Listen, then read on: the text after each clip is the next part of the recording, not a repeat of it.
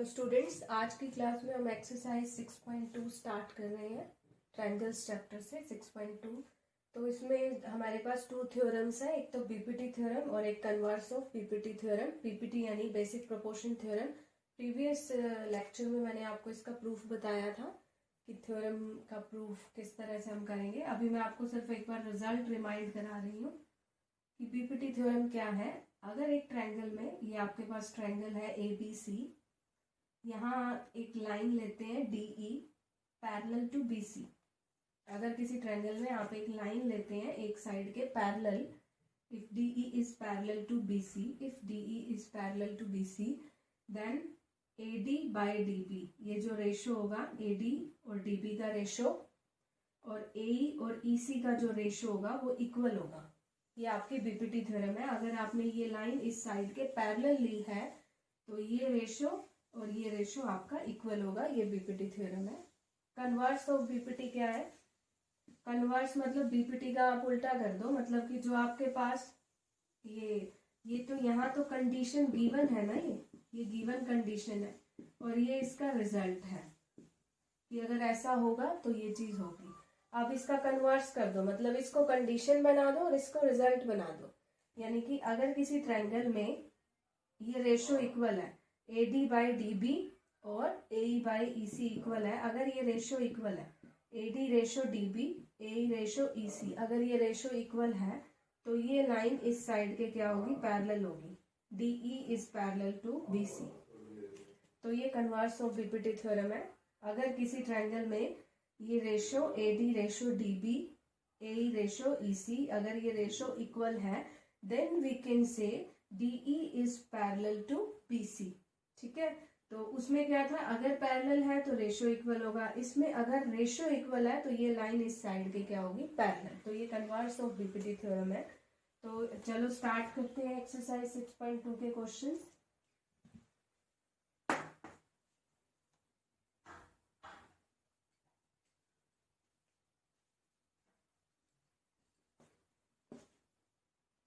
तो एक्सरसाइज 6.2 में जो क्वेश्चन है हमारे पास, सबसे पहले मैं यहाँ क्वेश्चन फर्स्ट ही ले रही हूँ। क्वेश्चन फर्स्ट में आपको 2 पार्ट्स गिवन है। फर्स्ट पार्ट में हमें ये गिवन है कि एक ट्रायंगल है आपके पास, दोनों पार्ट सिमिलर है। ट्रायंगल का नेम है ABC और ये लाइन गिवन है DE, ये DE हो गई। और आपके पास ये 1.5 सेंटीमीटर गिवन है और ये 3 और यहाँ 1 और ये वैल्यू आपको EC की गिवन नहीं है। और साथ में क्या दे रखा है कि DE जो है वो BC के पैरेलल है, DE BC के पैरेलल है और आपको ये EC फाइंड करना है। फाइंड द, तो स्टूडेंट्स यहाँ में EC की वैल्यू फाइंड आउट करनी है और EC की वैल्यू मैंने सपोज कर ली x सपोज की। अब देखो बीपीटी थ्योरम क्या थी कि अगर ये लाइन इस साइड के पैरेलल है, if this line is parallel to this side, then AD by DB equal होगा आपके पास AE बाई EC के। तो ये बीपीटी थ्योरम यूज करो कि ये रेशो और ये रेशो आपके पास इक्वल होगा। That is 1.5 upon 3, 1 upon x, that is 1/2 is equal to 1/x, that is x is equal to 2 centimetre. हमने यहाँ EC की वैल्यू इस तरह से फाइंड आउट की कि ये रेशो और ये रेशो इक्वल होगा। तो ये आपका फर्स्ट क्वेश्चन है। अब हम बात करते हैं सेकंड क्वेश्चन की।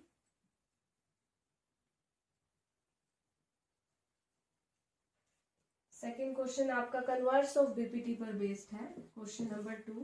क्वेश्चन नंबर 2 में आपको गिवन है कि एक ट्रायंगल लीजिए PQR। PQR is a triangle और अब आपको यहाँ पे PQ साइड पर एक पॉइंट E लेना है और यहाँ पे एक पॉइंट F लेना है आपको। और आपके पास PE की वैल्यू है 3.9 और EQ की वैल्यू है 3 और PF की वैल्यू है आपके पास 3.6 सेंटीमीटर और FR की वैल्यू है आपके पास 2.4 सेंटीमीटर। ये सब वैल्यूज गिवन है और आपको चेक करना है कि क्या ये EF QR के पैरेलल है या नहीं है। आपको क्या चेक करना है? EF is parallel to QR और नॉट। क्या ये EF इस QR के पैरेलल है या नहीं है, ये चीज आपको चेक करनी है।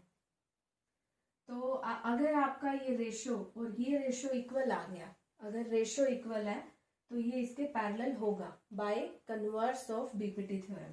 तो आप रेशो चेक कर लो कि पीई रेशो ई क्यू कितना है। पीई रेशो ई क्यू तो 3.9/3, ठीक है।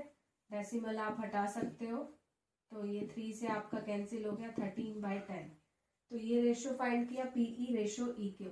फिर आप फाइंड कर लो पीएफ रेशो एफ आर, तो 3.6/2.4, डेसिमल आपका कैंसिल हो जाएगा 36/24, 3/2।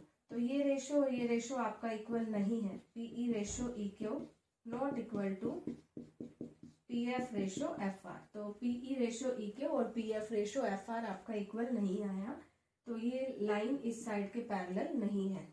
सो ईएफ इज नॉट पैरेलल,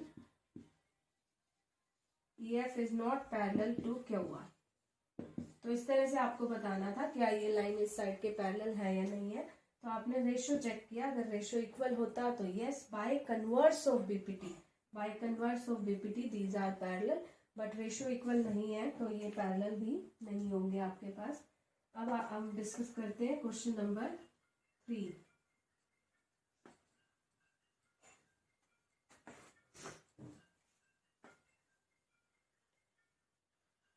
तो क्वेश्चन नंबर 3 में आपके पास क्या गिवन है। क्वेश्चन नंबर 3 में आपके पास एक ट्रायंगल गिवन है, ये इस तरह से ये फिगर है।